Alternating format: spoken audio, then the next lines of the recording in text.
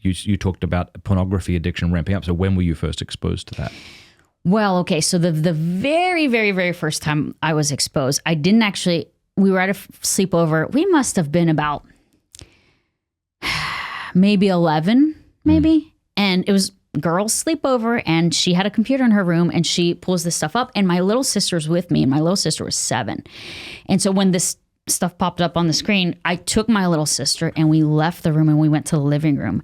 And I told her, I said, let's just lay down out here. You know, it's late at night or whatever. And I told her, let's just go to bed. And the other girls kind of stayed in the room and they stayed up for a bit. And I went home and I told my mom because I grew up in the church. So I knew right from wrong. I knew this was not okay. And so, yeah, so that was technically my first exposure, but we didn't really see anything.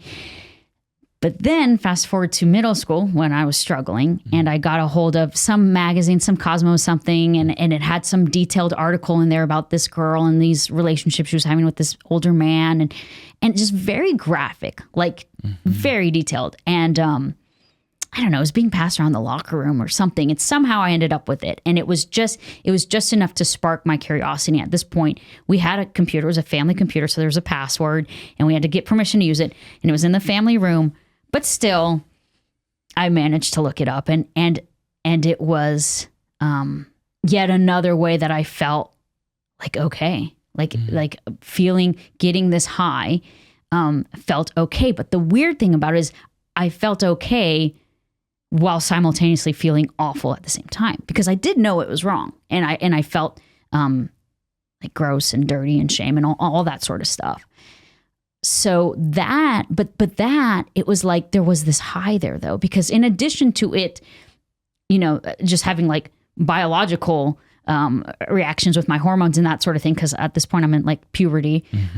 In addition to that, there was this like secrecy of like, I have to get away with this. And so I had to time things because it was in the family room. So I had to convince my mom I needed access to the computer. She had to come type the password. And then I had to make sure that nobody walked in. And so it became... there was an added level of like a high, so to speak, a rush of getting away with it. And so that ramped up big time. And then I'm 15 years old and out of nowhere, I'm like, I had never done drugs. Okay. Up until this point. All right. I'm 15 years old and I'm like, I'm going to do cocaine, like just out of nowhere. Now, was that like a demonic thought? Where did that come? Was that an impulse? Was that like mental illness? Where did that thought come from? I have no idea. But in my mind, it made sense because in my mind, it's like, well, if I'm going to do drugs, I'm going to do drugs. Like, why would I waste my time on these like other like little kid drugs or like experimenting or whatever? Like, why would I do that? Like, if I'm going to do it, I'm going to do it. And that was at 15. And by the time I was 16, I had my first overdose. How did you get access at 15 to cocaine? Oh gosh, I don't even remember. I mean, I reached out to a couple friends and like, you know, you show up to your first drug deal and you're just like, it's just this unreal experience because like you've only seen it in movies and stuff and you don't know what's going to happen. And you're young. It's like, I didn't have a car, so it had to be somewhere I could walk to, but it couldn't be at my house, you know? And so and I was at this nearby place and it didn't take long. I mean, by 16, I overdosed and I woke up on my parents' bed and I'm looking at the ceiling fan and my mom has a little cup there for me to pee in because it's like a drug test. And I tested positive for like Coke and PCP and Xanax and like a bunch of different drugs all at once. And that's why like the overdose happened. It shut down my system, you know. Who took you to the hospital? Well, so interestingly enough, when I like passed out, at the time when I was this age, I wanted to go into law enforcement or the military. And my mom knew that if she took me to the hospital, like I might end up with a record. Like they could then, like there's a paper trail of like, oh, she had an overdose. And that could potentially ruin the possibility for me pursuing my dream career. So she, you know, called a nurse friend or whatever, made sure I was like not going to die. But I remember like when I was looking at the ceiling fan and I woke up, my mom is in tears and she says to me, she's like, you could have died. And I looked at her square in the eyes and I said, I wish I would have.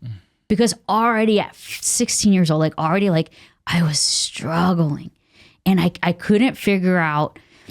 It was like if you're ever at the beach and you try to grab like the sand and the wave comes and it just like sucks the sand between your fingers, like I was grasping at sand, and like something helped me, like something made me feel better, something complete me, like something, and nothing was working.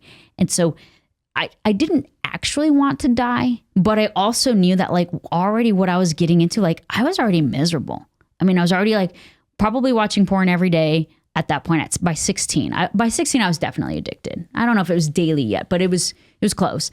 And, you know, drugs and stealing and, you know, just looking up stuff online of like, you know, how to make explosives, or like just looking to try to cause chaos, right? To destroy myself and everything around me.